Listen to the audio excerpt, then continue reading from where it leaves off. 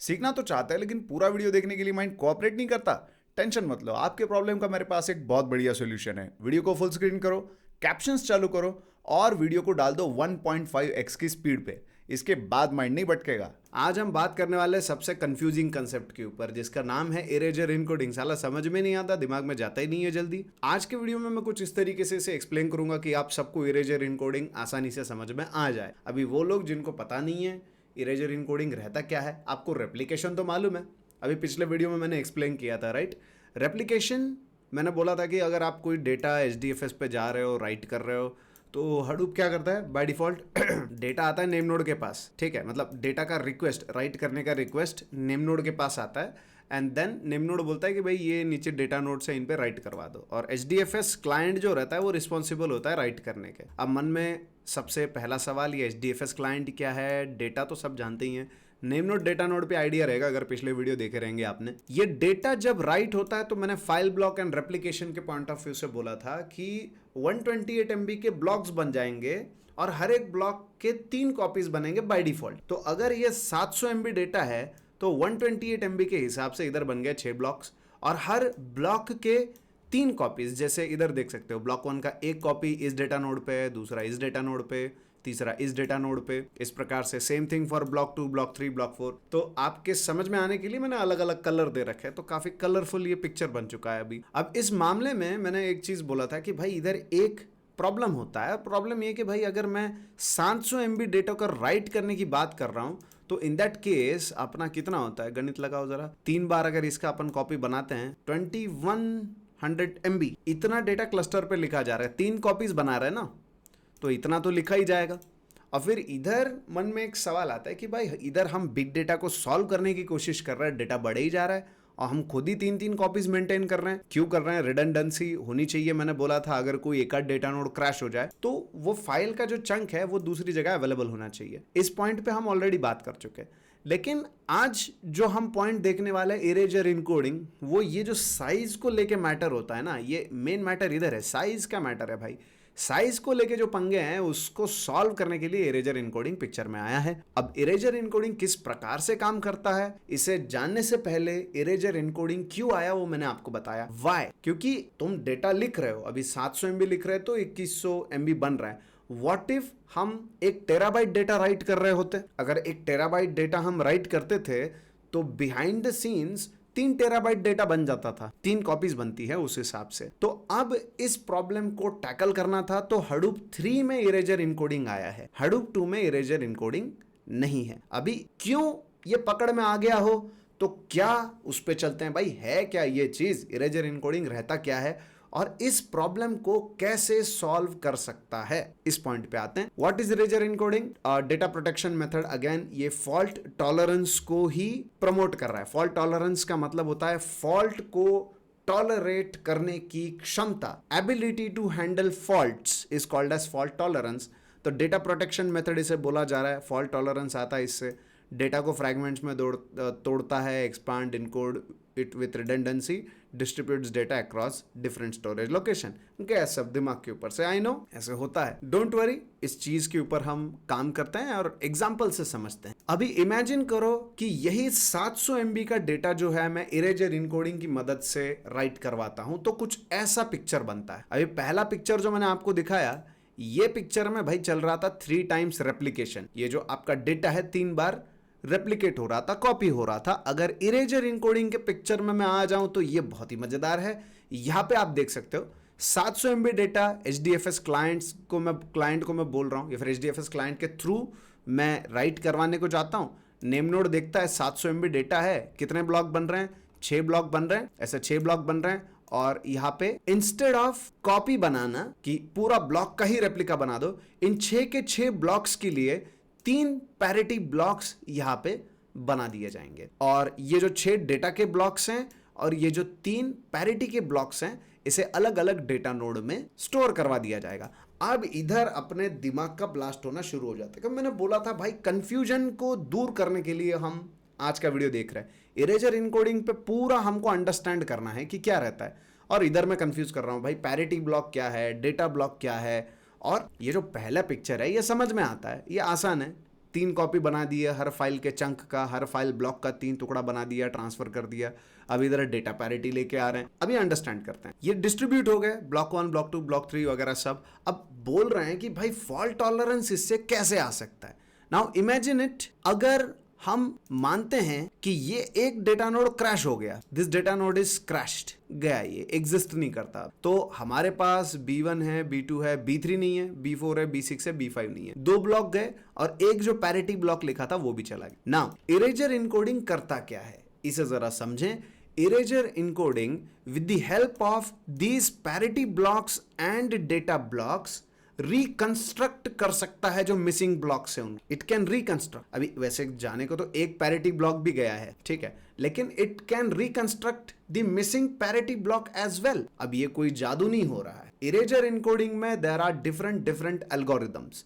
तो जब भी मैं नेम नोड के थ्रू कह रहा हूं कि मुझे डेटा राइट करना है, तो इनकोडिंग होके ये पैरिटी ब्लॉक्स बन रहे हैं, इसीलिए बोला जाता है इरेजर इनकोडिंग, ठीक है। तो ये पैरिटी ब्लॉक्स इनकोडिंग होने के बाद बन रहे हैं और एल्गोरिदम लगा के ये ब्लॉक्स बने हैं और कुछ ऐसे प्रकार से बने हैं कि अगर अभी जैसे ये कॉम्बिनेशन कितना है, 6 डेटा के ब्लॉक है, 3 पैरिटी ब्लॉक है, तो कोई भी 3 ब्लॉक्स अगर क्रैश हो जाते हैं, B1, B2, B6 में से भी और P1, P2, P3 इन सबको मिला के अगर कोई भी 3 ब्लॉक्स क्रैश हो जाते हैं, अभी यहां पे मैंने 3 उड़ा दिए, तो 3 उड़ा दिए थे with the help of remaining data and parity blocks, the content of missing blocks can be recalculated with the help of algorithm। मैं फिर से एक बार बोलता हूं, अगर कोई blocks missing हो जाए, अभी इसके मिसिंग होने के लिए मैं एक अलग रिप्रेजेंटेशन करता हूं, इधर जरा ऐसा एक लाइन लगा देते हैं मस्त। अगर कोई डेटा नोड मिसिंग हो गया जिसके ऊपर 3 ब्लॉक्स से मान लेते हैं, जो मिसिंग ब्लॉक्स हैं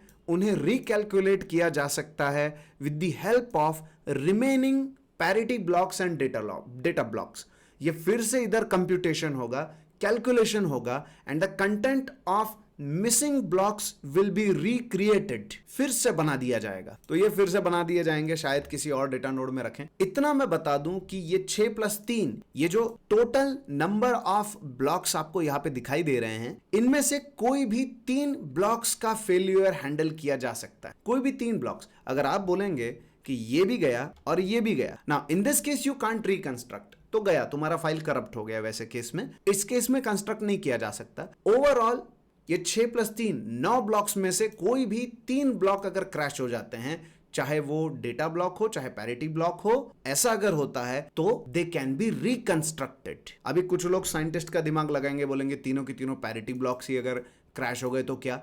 भाई हडूप इतना बेवकूफ नहीं है कि सारे के सारे पैरिटी ब्लॉक्स एक ही डेटा नोड पे रखेगा, एक ही स्लेव मशीन पे रखेगा इन डिस्ट्रीब्यूटेड सेटअप। ऑफ कोर्स इसमें रैक अवेयरनेस का कंसेप्ट मैं आगे बताने वाला हूं, जिसमें इन पॉइंट्स पे हम डिस्कस करेंगे। हाउएवर इधर जो 3 टाइम्स रेप्लिकेशन का झंझट था वो खत्म हो गया और इतना हमें पता है कि आउट ऑफ दीज 9 3 ब्लॉक्स का फेलियर जो है वो हैंडल किया जा सकता है, दे कैन बी रिकैलकुलेटेड। एंड अगर मैं कहूं 3 टाइम्स रेप्लिकेशन से भी आपको सेम लेवल का फॉल्ट टॉलरेंस मिलता है और इरेजर इनकोडिंग से भी आपको सेम लेवल का फॉल्ट टॉलरेंस मिलता है, तो ऑफ कोर्स इस पे विश्वास नहीं हो पाएगा। लेकिन जरा देखते हैं, अभी 3 टाइम्स रेप्लिकेशन वाला डायग्राम पे आ जाओ, इधर आ गए। चलो मान लेते हैं ये एक डेटा नोड क्रैश हो गया, क्या अपने पास अभी भी block 1, block 2, block 3 all up to block 6 available है? तो yes, the answer is yes, block 1 से ब्लॉक 6 सब अवेलेबल है। अब 2 डेटा नोड को उड़ा देता हूं मैं, अब बताओ अब है क्या अवेलेबल? अब नहीं है, अब अवेलेबल नहीं है। सो यहां पे भी उसी पॉइंट पे प्रॉब्लम हुआ जहां पे आउट ऑफ 3 2 नोड्स पे फेलियर हो रहा है, यहां पे भी उसी पॉइंट पे प्रॉब्लम हुआ इरेजर इनकोडिंग में, जहां पे आउट ऑफ 3 2 डेटा नोड्स के ऊपर प्रॉब्लम हो रहा है। जरूरी नहीं है कि आपके हडूप क्लस्टर में सिर्फ और सिर्फ 3 डेटा नोड्स होंगे। भाई ऐसा थोड़ी रहता है, आपके हडूप क्लस्टर में 300 डेटा नोड्स हो सकते हैं, 3000 डेटा नोड्स हो सकते हैं। आई एम जस्ट सेइंग कि same level of fault tolerance रहेगा whether you are going for erasure encoding और whether you are going for replication. अभी यहां पे कुछ मजेदार सवाल, जैसे कि व्हाट इज एचडीएफएस क्लाइंट, अगर हडूप पे डेटा रख रहे हैं तो क्या नेम नोड रख रहा है? देखो ये पॉइंट को मैं राइट एनाटॉमी में एक्सप्लेन करूंगा कि एचडीएफएस क्लाइंट रहता क्या है। एचडीएफएस क्लाइंट अभी शॉर्ट में अगर मैं बताऊं तो ये कोई ऐसा नहीं है कि जो हम कंपनी में बोलते हैं ना कि हमारा क्लाइंट है उससे प्रोजेक्ट आ रहा है, वैसा नहीं है। दिस इज अ लाइब्रेरी जिसमें एचडीएफएस के साथ इंटरैक्ट करने का लॉजिक लिख रखा है और इसी के थ्रू हम कॉन्टैक्ट करते हैं। चाहे आप स्पार्क एप्लीकेशन से एचडीएफएस पे कुछ राइट करवाओ, काफका से कुछ राइट करवा हुआ आप HDFS के ऊपर, उनको HDFS क्लाइंट लाइब्रेरी लगता है। सी मोर अबाउट इट अगले वीडियो में बात करते हैं कि फोकस इरेजर इनकोडिंग से हट ना जाए कि मैं बह गया तो फिर किसी दूसरी दिशा में चले जाएंगे। फिर अभी इरेजर इनकोडिंग का सीन ऐसा, आप बोलेंगे ठीक है ये तो 700 MB का डेटा था तो 6 पैरिटी ब्लॉक बने, 6 डेटा ब्लॉक बने और 3 पैरिटी ब्लॉक बने। समझ में आता है, 700 MB का डेटा है, 128 MB के हिसाब से डिवाइड करते हैं तो 6 डेटा ब्लॉक बनते हैं और 3 पैरिटी ब्लॉक यहाँ पे बन रहे हैं।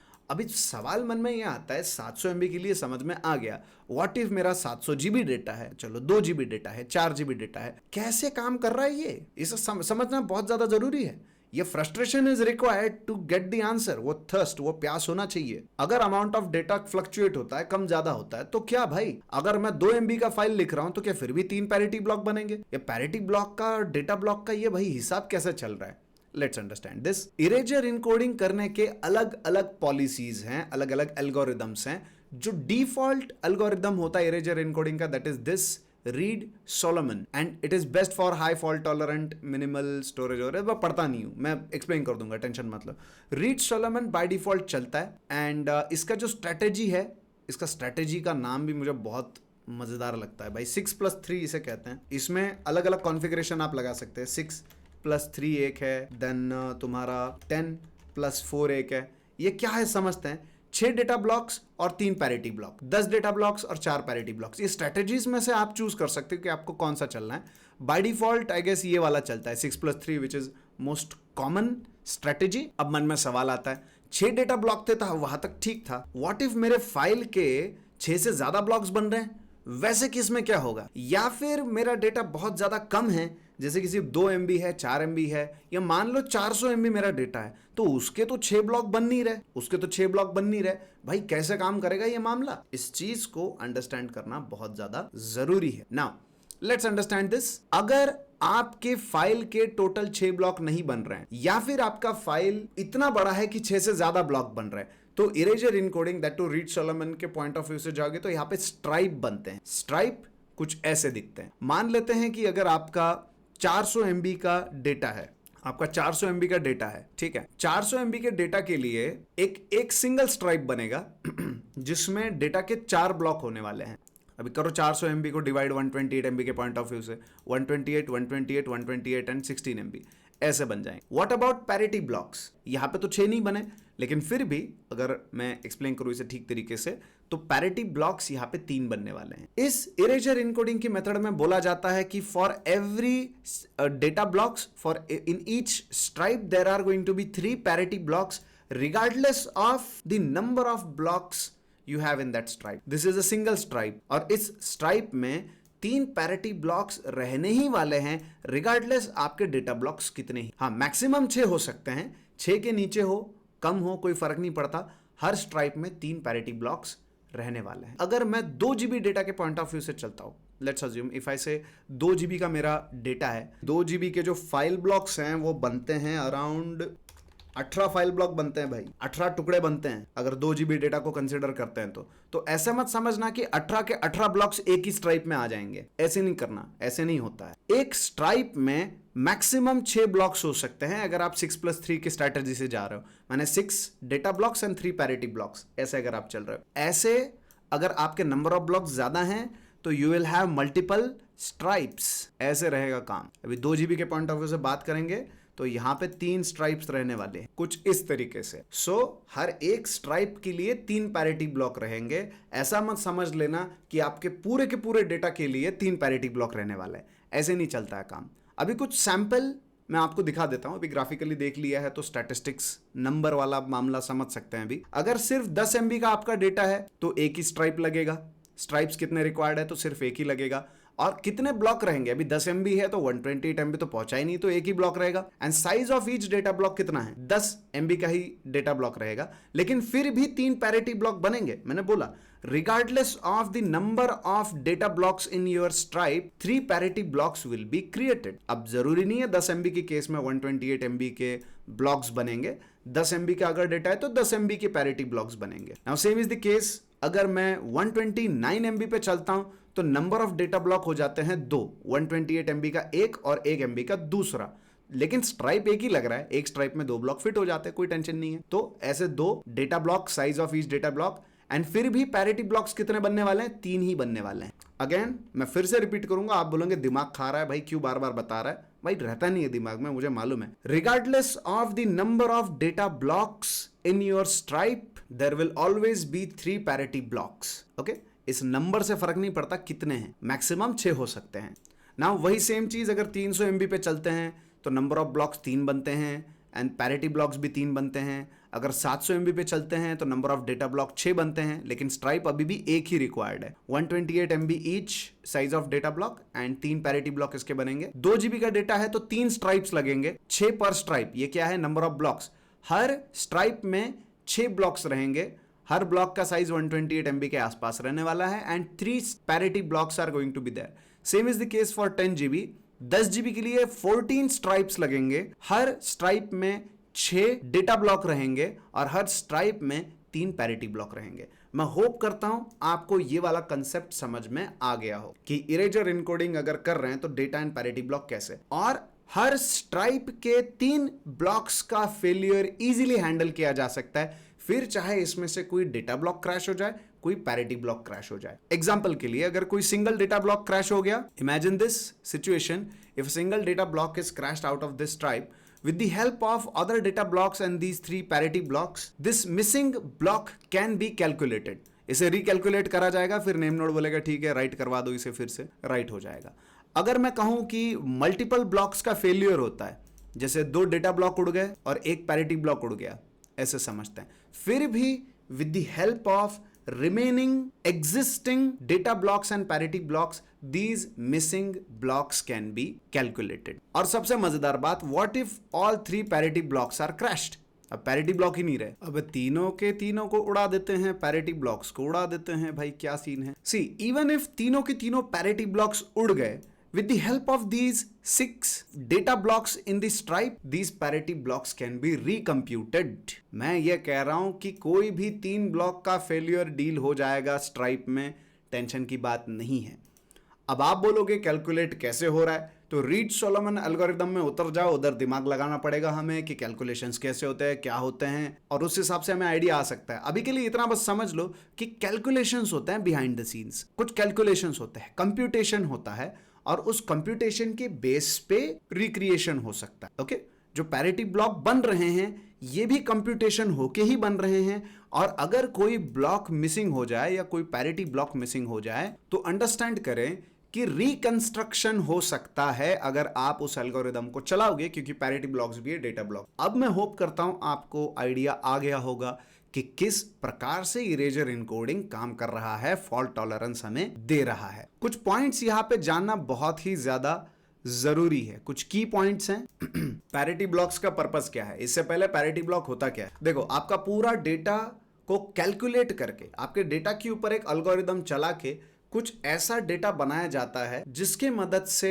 अगर डेटा मिसिंग हो जाए उसे रिकम्प्यूट किया जाए। एग्जांपल लेते हैं यहां पे, पैरिटी ब्लॉक का मतलब है एक ऐसा ब्लॉक जो कैलकुलेशन में इस्तेमाल होने वाला है अगर कोई डेटा ब्लॉक या पैरिटी ब्लॉक मिसिंग हो जाए। अगर सिंगल पैरिटी ब्लॉक की मैं बात करूं तो इन डेटा के ऊपर एल्गोरिदम चल के ये पैरिटी ब्लॉक बना है, और रिवर्स एल्गोरिदम चला के डेटा को रीजनरेट किया जा सकता है with the help of parity block. और जो हम कह रहे हैं each stripe has 3 parity blocks, इसका सिंपल यही मतलब है, अगर ये पैरिटी ब्लॉक्स यहाँ पे हैं तो रिवर्स एल्गोरिदम चला के these data blocks can be recomputed. मैं बार बार एक ही चीज बोल रहा हूँ, मैं बेवकूफ तो नहीं हो गया, वक्त के हिसाब से भी काफी दिन से वीडियो नहीं बने ना। अच्छा, यहाँ तक तो ठीक है, ये पहला पॉइंट।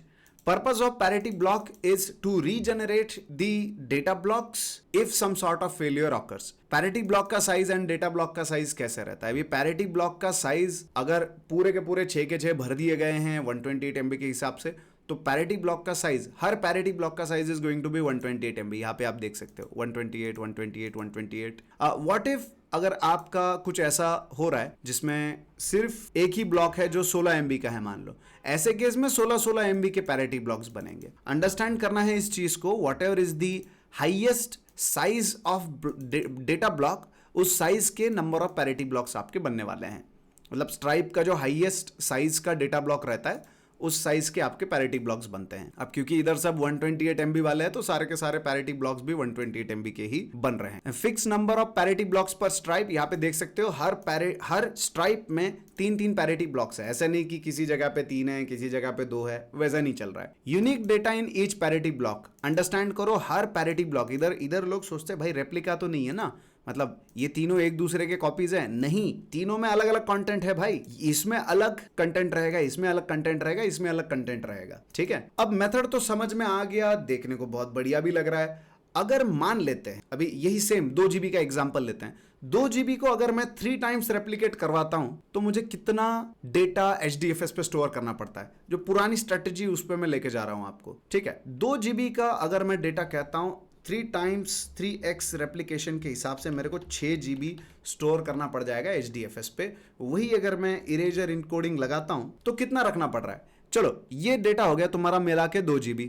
ये कितना होता है देखते हैं। देखो मेरा गणित है कमजोर, 128 मल्टीप्लाइड बाय सीधा 9 हो गए ना टोटल ब्लॉक्स, तो 1 GB। और तो इन दिस केस मुझे 2 प्लस जो 1 GB के पैरिटी ब्लॉक्स बन रहे हैं, ये सब मिला के मेरे को सिर्फ 3 GB डेटा ही संभालना पड़ रहा है। 3 टाइम्स रेप्लिकेशन के केस में 6 GB डेटा मुझे संभालना पड़ता था अगर 2 GB डेटा पे मैं 3 टाइम्स रेप्लिकेशन लगाऊं। सेम इरेजर इनकोडिंग की मदद से 3 GB ही मुझे स्टोर करना पड़ रहा है। तो स्टोरेज का जो मेरा रिक्वायरमेंट होता है, दैट रिक्वायरमेंट श्रिंक्स डाउन, वो काफी कम हो जाता है। नॉर्मली अगर अभी ये तो एग्जाम्पल के पॉइंट ऑफ व्यू से हम देख रहे हैं और साइज हमने ऐसा लिया है।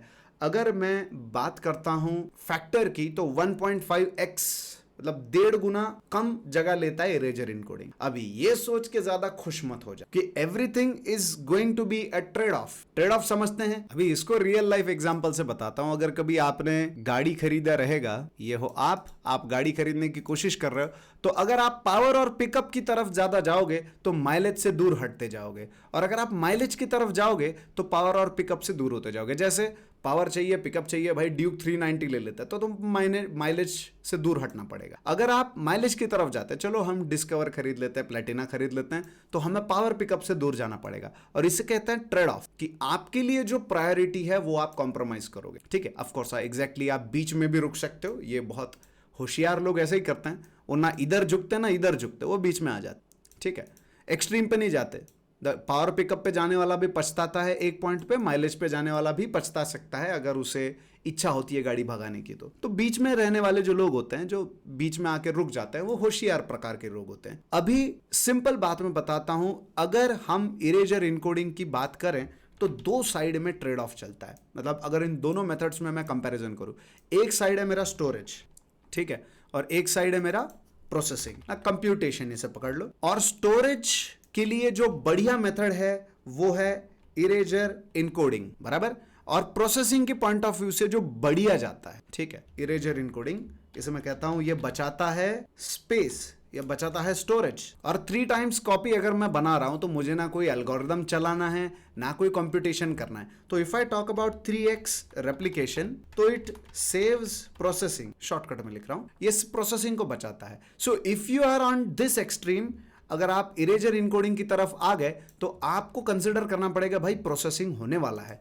जब भी आप डेटा राइट करोगे, नेमनोड के पास जाओगे, बोलोगे भाई देखो इरेजर इनकोडिंग इनेबल्ड है, जाओ डेटा राइट करो, 3 ब्लॉक, भाई 6 3 का जो भी कॉम्बिनेशन है, जाओ और राइट करो, तुम कह रहे हो। तो इधर प्रोसेसिंग होने के बाद ही डेटा राइट होने वाला है, क्योंकि अंडरस्टैंड करो, ऑफकोर्स डेटा राइट होगा, लेकिन पैरिटी ब्लॉक्स के कैलकुलेशन के लिए जो भी डेटा आप राइट कर रहे हो उसे एल्गोरिदम से गुजारना पड़ेगा, तो प्रोसेसिंग पिक्चर में आएगा। तो राइट ऑपरेशन आपका स्लो होने वाला है। अगर कोई ब्लॉक आपका क्रैश हो जाता है तो in that case again reverse algorithm में से इन सबको गुजारना पड़ेगा, तब जाके ये ब्लॉक्स बनेंगे। तो कंप्यूटेशन पिक्चर में आता है। वही 3 टाइम्स रेप्लिकेशन पे आ जाओ, कोई झंझट है नहीं, कोई झंझट नहीं है भाई, जाओ क्रैश होना है क्रैश हो जाओ, कोई दिक्कत नहीं, मेरे पास दूसरा कॉपी अवेलेबल है। तो इधर कोई प्रोसेसिंग का झंझट नहीं है। इवन जब आप डेटा को राइट कर रहे हो तब भी कोई झंझट नहीं है, किसी एल्गोरिदम से नहीं गुजारना, 3 कॉपी ही तो बनाने हैं, एल्गोरिदम से नहीं गुजारना है, प्रोसेसिंग कंप्यूटेशन कुछ भी नहीं हो रहा है। दैट्स वाई 3 टाइम्स रेप्लिकेशन जो है इट इज गुड जब हम बचाना चाहते हैं प्रोसेसिंग, और अगर हमें स्टोरेज को बचाना है तो सेव स्टोरेज, इरेजर इनकोडिंग पे आता है। और मैंने बोला था कि होशियार आदमी वही रहता है जो बीच में आके खड़ा हो जाता है। अब बीच में आके खड़ा होना मतलब क्या? आप किसी एक स्ट्रेटेजी को मत पकड़ो, कोई एक स्ट्रेटेजी को मत पकड़ो। बीच में आके खड़े होना मतलब क्या? पर्टिकुलर डेटा के लिए, किसी सर्टन डेटा के लिए आप इरेजर इनकोडिंग लगा दो, किसी सर्टन डेटा के लिए 3 टाइम्स रेप्लिकेशन लगा दो। जो डेटा आपको बार बार रीड करना पड़ रहा है, प्रोसेस करना पड़ रहा है, बार बार राइट करना पड़ रहा है, फ्रीक्वेंट एक्सेस का जो डेटा है उसके लिए अगर आप 3 टाइम्स रेप्लिकेशन पे जाते हो तो इट मेक्स सेंस, क्योंकि डेटा को राइट करना, एक्सेस करना ये ज्यादा जरूरी है। और अगर कोई डेटा क्रैश हो जाता है तो प्रोसेसिंग की झंझट ना रहे, saves processing. So you should go for 3 times replication in the case जहां पे आपको डेटा को बार बार एक्सेस करना है, फ्रीक्वेंट एक्सेस करना है।